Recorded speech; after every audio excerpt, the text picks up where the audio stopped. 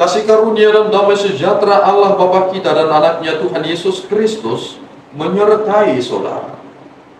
Amin. Shalom saudaraku yang terkasih di dalam nama Tuhan Yesus Kristus. Senang bisa menyapa saudara di tempat saudara berada hari ini, dalam dimensi yang berbeda tetapi dalam dunia yang sama.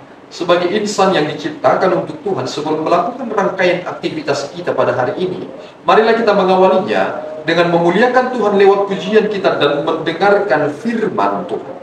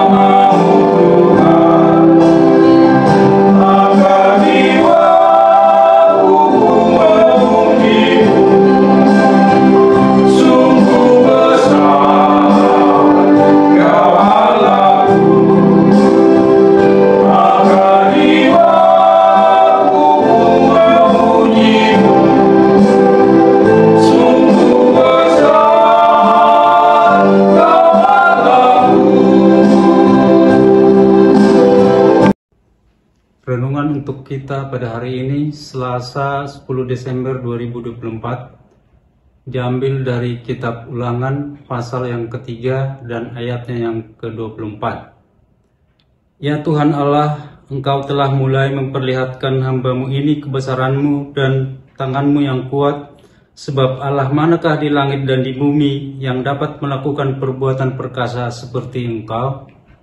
Demikian pembacaan firman Tuhan. Saudaraku yang terkasih di dalam nama Tuhan Yesus Kristus, cerita dalam kisah ini sebenarnya adalah bagaimana Musa tidak diizinkan untuk menyeberang sungai Yordan memasuki tanah Kanaan. Tuhan marah kepada Musa.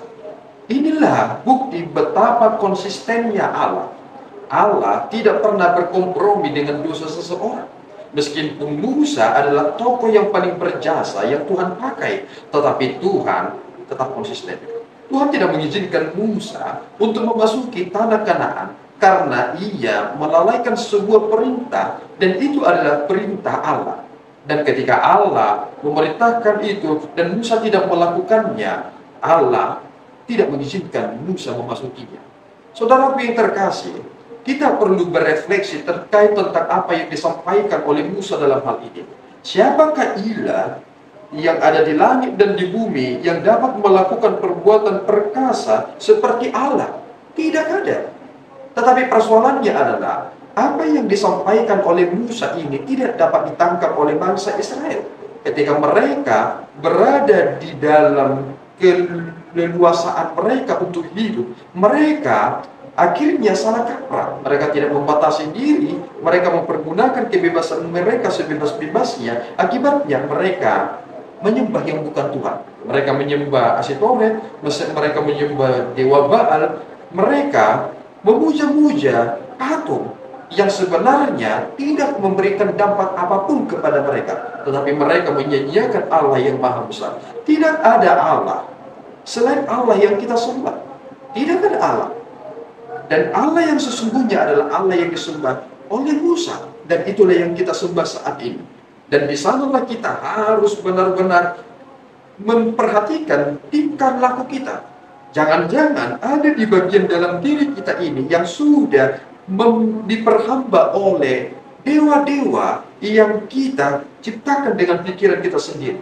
Kita tidak lagi taat kepada Allah karena kita dialihkan perhatiannya kepada yang bukan Tuhan. Kita sibuk dengan diri kita sendiri, sibuk dengan ego kita sendiri, kita sibuk dengan apa yang kita harus nikmati dalam hidup ini, sehingga Tuhan menjadi terabaikan.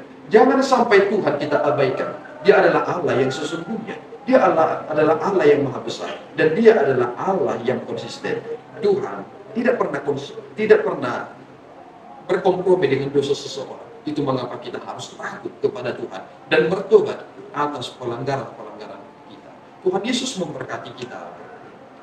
Ya Tuhan, kami bersyukur atas berkat-Mu. Terima kasih Bapa atas firman yang telah kami terima pada hari ini. Kami semakin menyadari betapa Engkau adalah Allah yang benar-benar konsisten, yang tidak dapat dipermainkan. Engkau adalah Allah yang tidak pernah mengizinkan seseorang itu melanggar perintah. Bimbing kami Bapa supaya kami tetap setia, supaya kami tidak melawan Engkau lewat kebebasan yang kami miliki. Ampuni kami Bapa, di dalam Yesus kami telah berdoa dan mengucap syukur. Anugerah Tuhan kita Yesus Kristus, kasih setia Allah Bapa kita, dan persekutuan Roh Kudus menyertai saudara. Amin. Tuhan Yesus memberkati.